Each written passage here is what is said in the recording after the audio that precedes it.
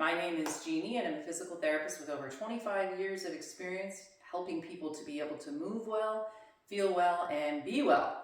So today we are going to be talking about a topic that is a little bit embarrassing for many people, and we're going to be talking about down under. And I'm not talking about the leaky faucet in your kitchen, but I'm really going to be talking about what's happening down under after you have a baby. And I don't mean to jump scare all you young folks here, but the struggle is real after you have a baby. So here we go.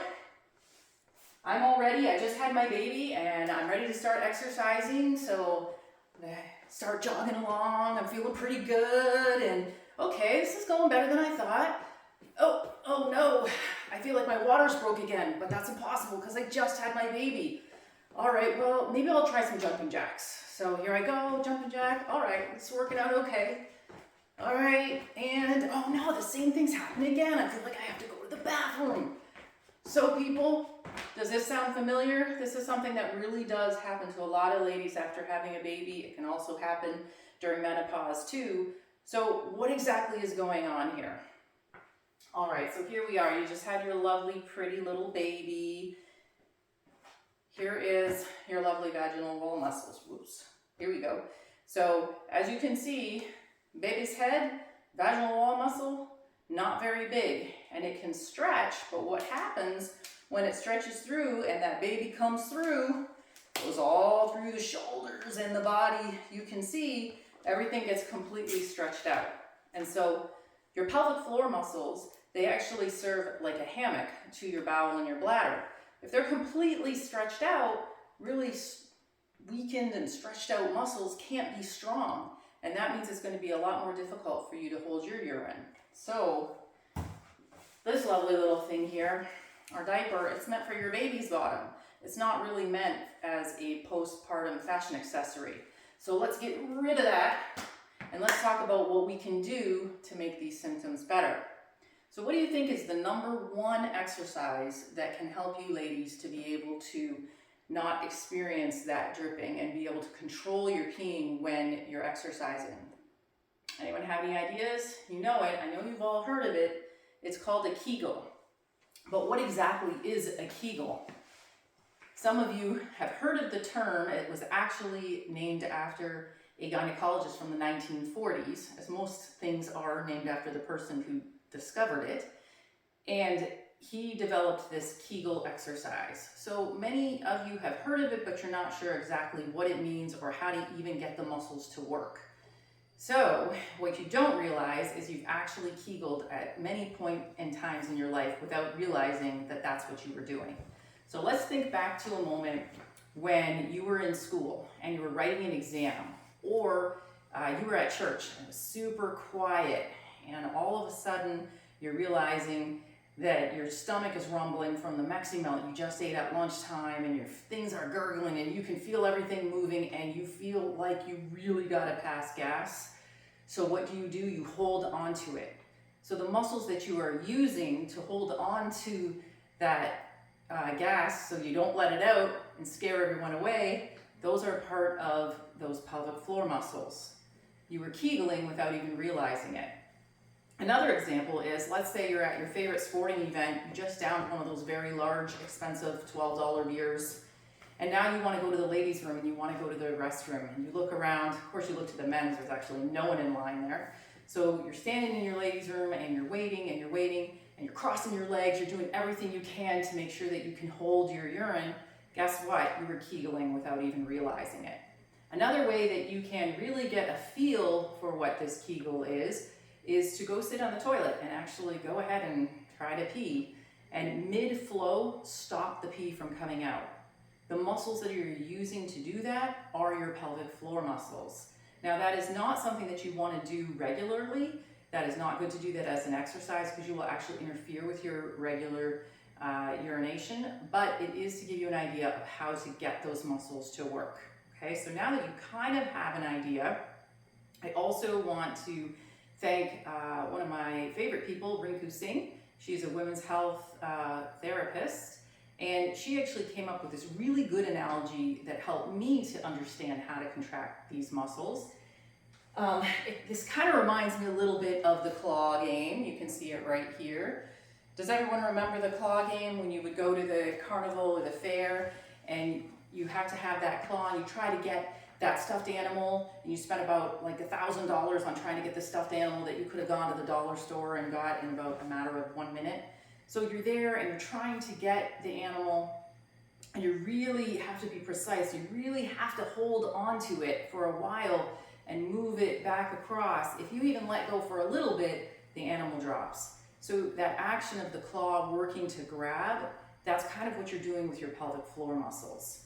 So those are some analogies that might help you to be able to understand how to contract the muscle. One of the first things that you can try though, when you're first getting to do these Kegel exercises, is to lie down on your back. And the reason why you want to lie down on your back is because you take gravity out of the equation. And this is the same that goes with many of the exercises that we're going to cover in multiple videos that we're going to do, is anytime you're learning to use a muscle, it is so much easier to use it if we take gravity out of the equation. So that's the first thing to help you. The second thing is to make sure that you breathe. So a lot of times when we're working our core muscles and our abdominal muscles, we hold our breath, but that is not what you want to do. If you hold your breath, you're actually going to shut down your pelvic floor muscles. So I want to thank one of my patients, Susie, because she told me about this great analogy to help you to remember to breathe. So you're going to think about breathing in your birthday cake and breathing and blowing out the candles. And if you're my age, your exhale is going to be a whole lot longer than your inhale, which is actually the way that you want it to be. So you'll breathe in and you'll breathe out. A lot longer on that exhale. And another thing to think about too is when you're actually doing any kind of core strengthening, before you do the exercise, take a deep breath in. As you're contracting your pelvic floor muscles and your abdominal muscles, make sure that's when you breathe out. And fun fact, this is just like an added bonus of using these pelvic floor muscles. When you're contracting those pelvic floor muscles, you're actually going to be activating your transverse abdominis muscle, which is one of the really important muscles to help your lower abdominals to be activated. And after you've had a baby, trust me, you need all the help you can get to get those lower abdominal muscles to be activated. So these are all the benefits.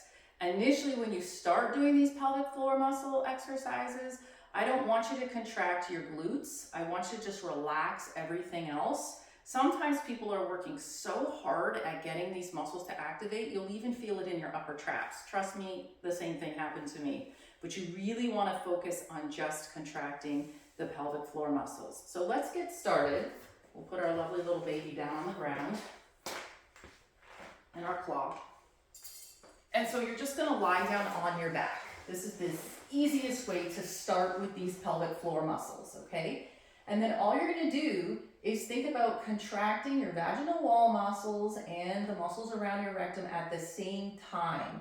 So you're just going to pull them in as much as you can. You're going to keep breathing. So the fact that I'm still talking to you means that I'm not holding my breath.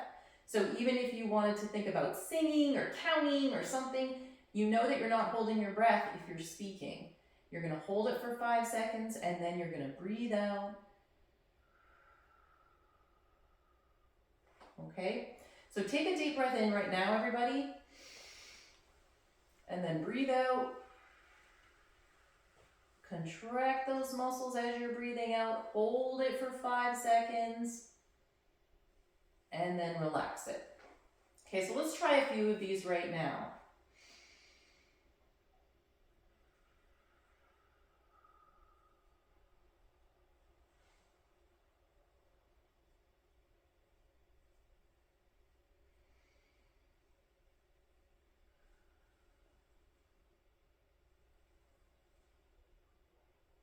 So basically you're going to do this, you're going to hold it for 5 seconds. You're going to see if you can do 10 of them about 3 times a day. You're going to work your way up to doing 10-second holds.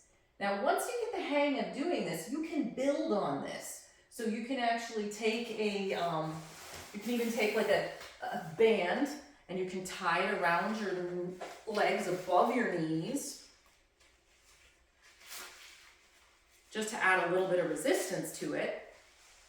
Honestly, ladies, whenever you're working your core muscles, you should be doing this pelvic floor work at the same time. So you should be Kegling every single time you're doing any kind of core work. It's like an added bonus to get those transverse abdominis muscles engaged. Okay, so again, what you'll do is you'll Kegel, okay, so you're pulling everything in, you're holding it while you bring your legs out. So now you have the added bonus of being able to Kegel and doing hip abduction at the same time, bringing those legs out. So that's another way that you can help to progress it. Just like that, okay? Now, another thing you can do, and this is a really kind of an advanced progression, but I thought I'd throw it in there for you, is something called the elevator exercise. So the elevator exercise works the muscle both concentrically and eccentrically. And what does that mean? When we tighten a muscle, we're doing it concentrically, like our bicep, right? So that's concentrically.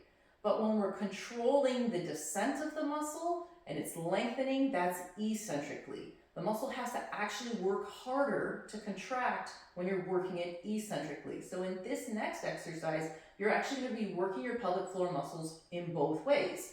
It's called an elevator because you're going to imagine like you're going up an elevator and then back down the elevator.